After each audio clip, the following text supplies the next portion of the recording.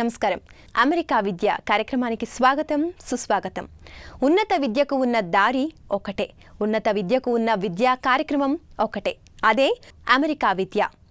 యువతకు వేడుక, ఉన్నత విద్యకు వేదిక, మీరు వెతుకుతున్న దారులకు దిక్సూచిక.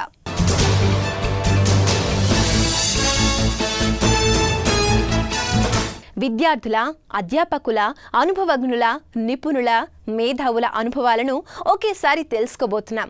ఇక్కడే మన ఇంట్లో ఉండే కోరుకున్న యూనివర్సిటీలోకి వెళ్ళి చూసొచ్చే మహదావకాశం మనకొచ్చింది.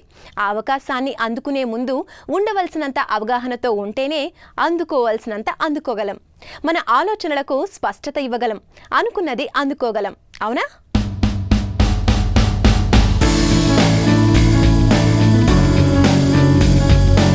అమెరికాలోని 4000 విద్యా సంస్థల్లో దేశ విదేశాల విద్యార్థులు నిరంతరాయంగా విద్యను కొనసాగిస్తూనే ఉన్నారు. ప్రపంచం నలుమూలల నుండి విద్యార్థులు వస్తూనే ఉన్నారు.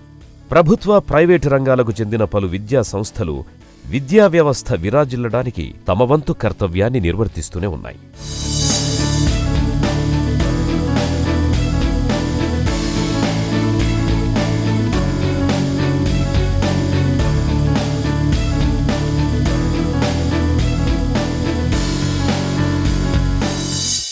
The United States has produced wonderful institutions of higher education and learning. The aspiration of most Indian youngsters is to go and study in one of those universities. The aspirations of lots of our faculty members is to have collaboration with American universities. Their aspirations to go and teach in one of those universities. So therefore, there is no doubt at all that the American universities occupy a large percentage of our mind share. They come to our mind naturally when we think of excellence in higher education and research. World-class universities are here. As you know, we have 3 types of universities. You have the very well-respected state universities, which are government universities. Would be like our IITs or IIMs. Berkeley is in that category, UC Berkeley. UCLA is in that category. University of Michigan, University of Illinois. Best agricultural universities are always state universities because they get the land grant to do all of the agricultural activities, you know. A second one is what we call private universities. In the US, there are not private universities, world class, who are for-profit. These are all non-profit private universities. The names would be Harvard, MIT, Wharton, Emory University. The third area is for-profit universities. The largest one would be University of Phoenix, for example. They are all good universities, but it's a question of which one would you like and what do you want to do after you get your education. మీ ప్రశ్నలకు చేతివేళ్ల మీద సమాధానం internet. మౌస్ని click మనిపిస్తే చాలు అంతులేని సమాచారం ప్రత్యక్షమవుతుంది. కానీ విద్యార్థిగా, వ్యక్తిగతంగా మీవంటూ కొన్ని ప్రశ్నలు, మీకంటూ కొన్ని అనుమానాలు ఉండిపోతాయి. అవి తీర్చే, నెరవేర్చే ఉపాయం కోసం, సహాయం కోసం చూస్తున్నారని మాకు తెలుసు. అమెరికా విద్యా కార్యక్రమాలు మీరు చూసినట్టయితే అమెరికా విద్యకు అంటే ఉన్నత విద్యకు సంబంధించిన పూర్తి అవగాహన మీ సొంతమవుతుంది.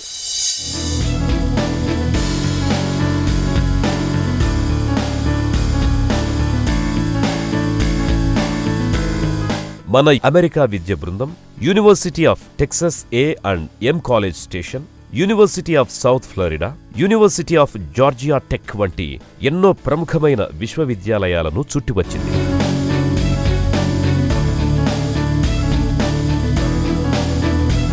అదేవిధంగా ప్రైవేట్ రంగంలోని Emory university, rice university, Vanderbilt university, Duke university వంటి 10 విశ్వవిద్యాలయాలను సందర్శించింది.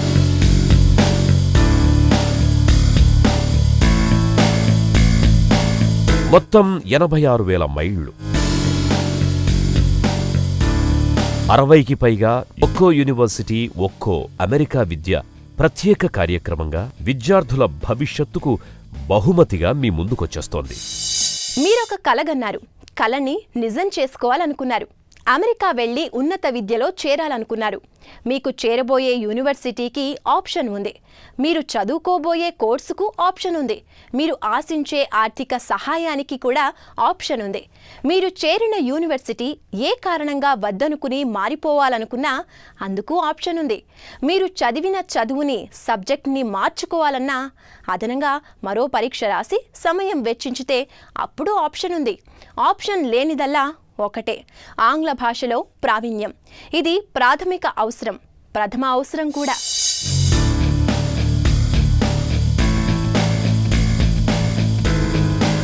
జిఆర్ఈ, టోఫెల్ వంటి పరీక్షల్లో మంచి మార్కులొచ్చినా సరిపోదు. ఆంగ్ల భాషలో పట్టుండాలి.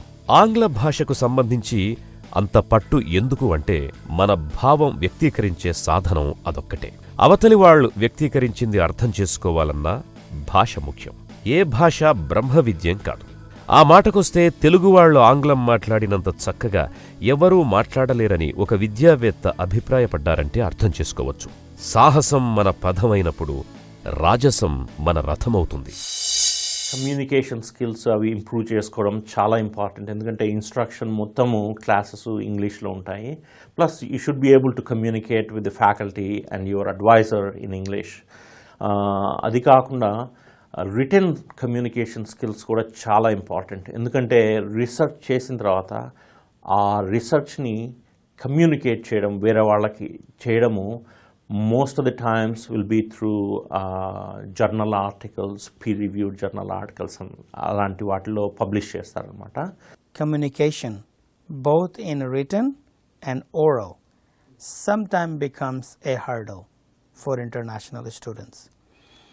Some students have a very strong background, but they just cannot communicate very well to the targeted audience.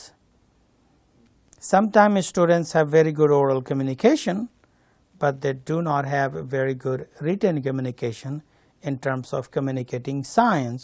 Indian students are highly talented, and they have both written and oral communication much better than other international students. జిఆర్ఈని గాని టోఫెల్ని గాని తప్పనిసరి చేయని యూనివర్సిటీలు కూడా ఉన్నాయి. IELTS అంటే international English language testing system లేకుండా విదేశీ విశ్వవిద్యాలయాల్లో ప్రవేశం కష్టం. ఇంకా చెప్పాలంటే ఊహించలేం.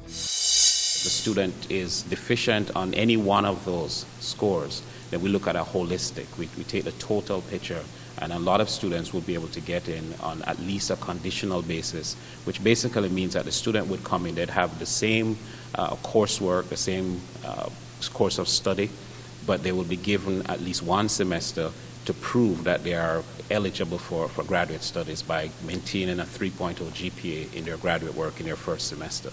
If they do that, then the conditional would be changed to clear admission, and they would continue with the rest of their program.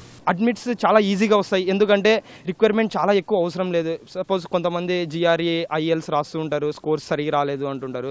ఈ యూనివర్సిటీకి రిక్వైర్మెంట్ కొద్దిగా తక్కువ కానీ అడ్మిట్స్ బాగా వస్తాయి. కాబట్టి ఎవరైనా నాకు జిఆర్ఏ స్కోర్ సరిగా రాలేదు, ఐఎల్స్ కొంచెం తక్కువ వచ్చింది అని అంటే కొంచెం లిటిగేషన్స్ లైక్ ఐఎల్స్లో 6 వచ్చినా ఈజీగా అడ్మిట్ ఇస్తున్నారు. ఎస్పెషల్లీ ఇంటర్నేషనల్ అడ్మిషన్ ఆఫీసు చాలా కోఆపరేట్ చేస్తుంది మన ఇండియన్స్ అడ్మిషన్స్ కోసం. ఈ యూనివర్సిటీకి జిఆర్ఈ రిక్వైర్మెంట్ అంత పెద్దగా అవసరం లేదు, అంటే కన్సిడర్ చేసుకోడు. ఓన్లీ ఐఎల్ స్కోర్ 6 వచ్చి టోఫెల్లో 69 వచ్చినా ఈజీగా అడ్మిట్ ఇస్తాడు. మెయింటైనింగ్ స్టేటస్, సో మీరు స్టూడెంట్గా F1 స్టేటస్ మీద వచ్చినప్పుడు you'll go through your studies, so you have to maintain, there are certain guidelines which I'm sure the university will explain everything. So మీరు దాన్ని టు ద డాట్ ఫాలో కావడానికి try చేయండి. at any instance don't try to go out of status. So going out of status అన్నది can be lot of things. You get into a small fight and the guy wants to press charges, so obviously మీ ఉన్న స్టేటస్లో you'll be out of status, you'll be deported. So ఇలాంటి చిన్నవి which is related to law and order, which is related to driving, and which is related to a lot of other factors are very important, which is going to push you into out of status. Kabatti you have to be very careful maintaining your status, and universities obviously will provide you with the guidelines as to what needs to be done, what cannot be done.